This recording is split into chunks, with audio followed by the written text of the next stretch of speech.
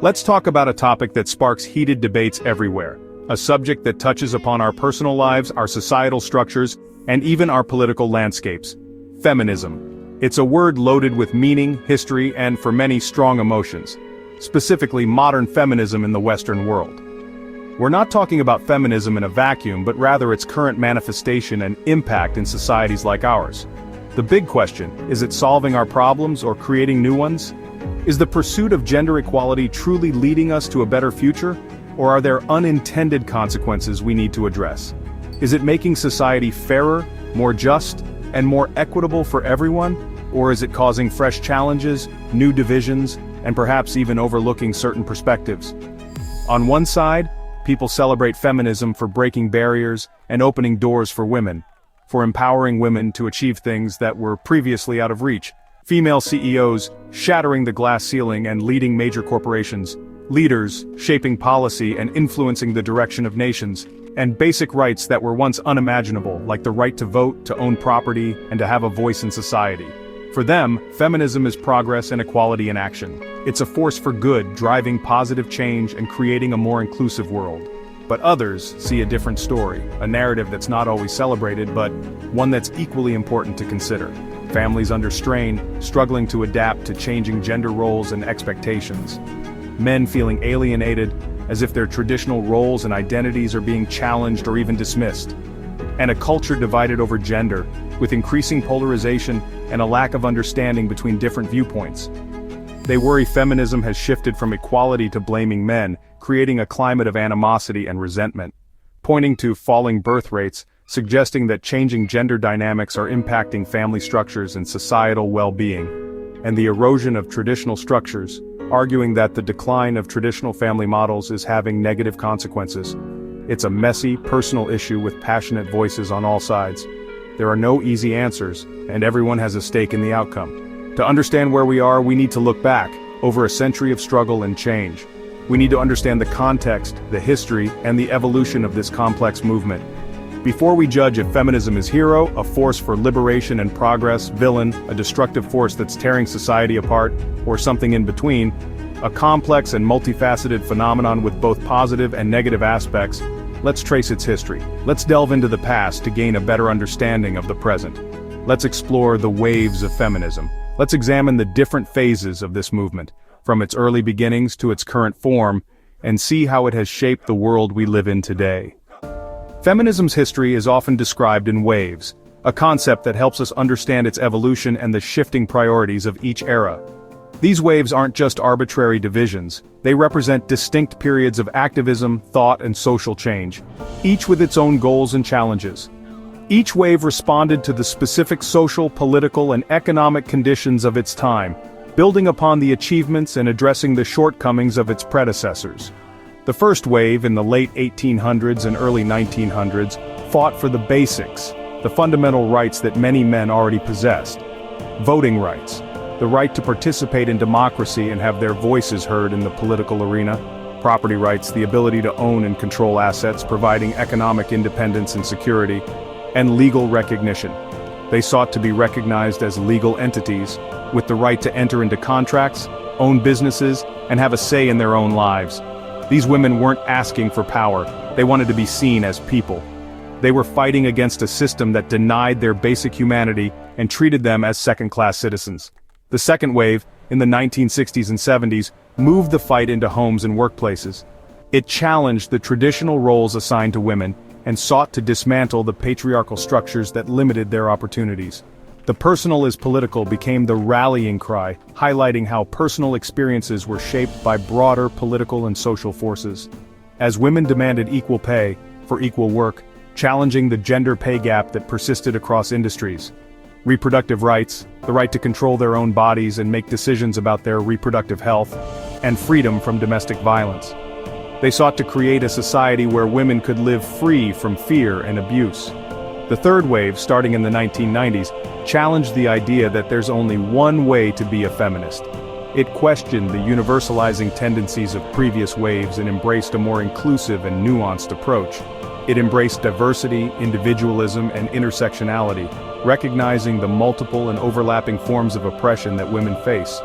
recognizing that race, class, and sexuality shape every woman's experience. It acknowledged that feminism must address the needs and concerns of all women, not just a privileged few. The fourth wave, fueled by the internet, is what we see today, a dynamic and ever-evolving movement that leverages the power of digital technology to connect activists and raise awareness about feminist issues. Global, digital, and focused on issues like #MeToo and identity. It tackles issues of sexual harassment, online misogyny, and the complexities of gender identity and expression. Each wave built on the last but also argued with it. Each generation of feminists has reinterpreted and redefined feminism in light of their own experiences and perspectives. Feminism has never been just one thing. It's always evolving. It's a continuous process of questioning, challenging, and reimagining the possibilities for gender equality. Understanding these waves helps us see why today's debates are so complex. It provides a historical context for understanding the diverse perspectives and priorities within the feminist movement today. Now, let's zoom in on how it all began. Let's delve into the origins of the feminist movement and explore the key events and figures that shaped its early development. Imagine a world not so long ago where women had no legal identity. A world where their voices were systematically silenced, their contributions minimized, and their very existence relegated to the domestic sphere. No vote, no property, no say in the laws that governed their lives. They were essentially invisible in the eyes of the law, denied the fundamental rights and freedoms that men enjoyed. Their opinions were disregarded, their ambitions stifled, and their potential squandered. But a spark of defiance ignited, and first-wave feminists rose up to challenge this unjust order. They fought tirelessly to change that, to dismantle the barriers that confined women, and to claim their rightful place in society. This movement was led by visionary figures like Emmeline Pankhurst and Susan B. Anthony, women of unwavering courage and determination. They became symbols of resistance, inspiring countless others to join their cause. They marched, protested, and organized tirelessly, demanding recognition and equality. They endured ridicule, imprisonment, and even violence, all for the fundamental right to participate in democracy and shape their own destinies. Their sacrifices paved the way for future generations of women. Their struggle wasn't just about voting, it was about access to education, breaking down the barriers that prevented women from pursuing knowledge and intellectual growth. It was about entering professions previously dominated by men and gaining control over their own lives and financial independence. They demanded recognition of women's intelligence and ambition, challenging the prevailing stereotypes that limited their potential. They wanted inclusion, not upheaval, a seat at the table where decisions were made. The laws they changed, like the Representation of the People Act and the 19th Amendment, transformed society, granting women the right to vote and opening doors to greater opportunities. But the first wave wasn't perfect. It often sidelined women of color and the working class, failing to fully address the intersectional nature of oppression. Still, it laid the foundation for everything that followed, providing a crucial stepping stone towards a more just and equitable world. The fight for a seat at the table was just the beginning, a hard-won victory that opened the door to further progress. Next, the battle moved from the ballot box to the home, challenging traditional gender roles and expectations. The story of feminism was far from over. It was only just beginning to unfold. Let's see how the second wave changed the game, building upon the achievements of its predecessors and pushing the boundaries of what was possible. The second wave realized that legal rights didn't guarantee real equality. Women were still boxed into roles, secretaries, housewives, caregivers, regardless of their ambitions. Betty Friedan called it the problem that has no name, the quiet frustration of unfulfilled lives. The movement argued that issues like housework, childcare, and abuse weren't just private, they were political. They fought for equal pay, reproductive rights, and support for victims of domestic violence. The personal became political, challenging the very structure of family and gender roles. Critics saw this as an attack on tradition, fueling backlash and stereotypes. The movement also faced internal criticism for not being inclusive enough, especially from women of color. The second wave achieved huge change but left unfinished business and new questions for the next generation. The fight for equality was evolving. The third wave in the 1990s pushed for diversity and individualism. It reclaimed femininity, lipstick, heels, and all, arguing feminism should include every woman's choices. Intersectionality became central. Race, class, sexuality, and disability all shape women's experiences. The movement demanded inclusivity and self-awareness.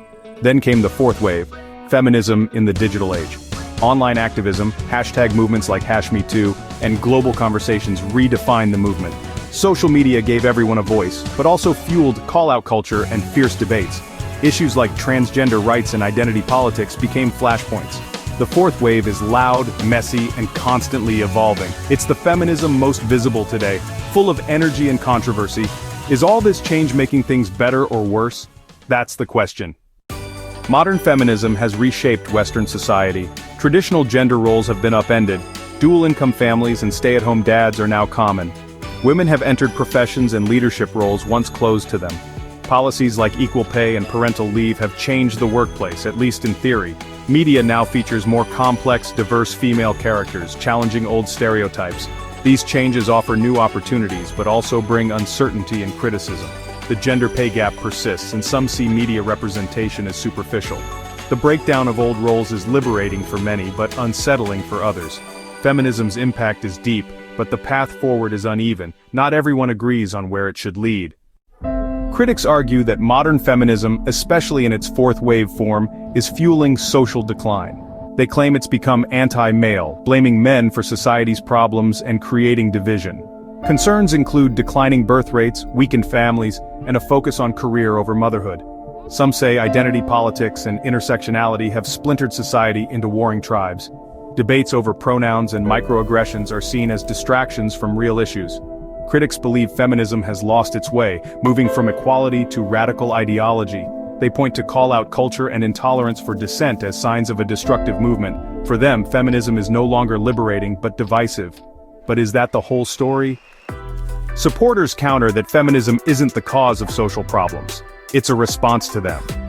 Economic shifts, globalization, and technology have changed society. Feminism is just one way we're adapting. Falling birth rates and changing families are driven by economic realities, not ideology.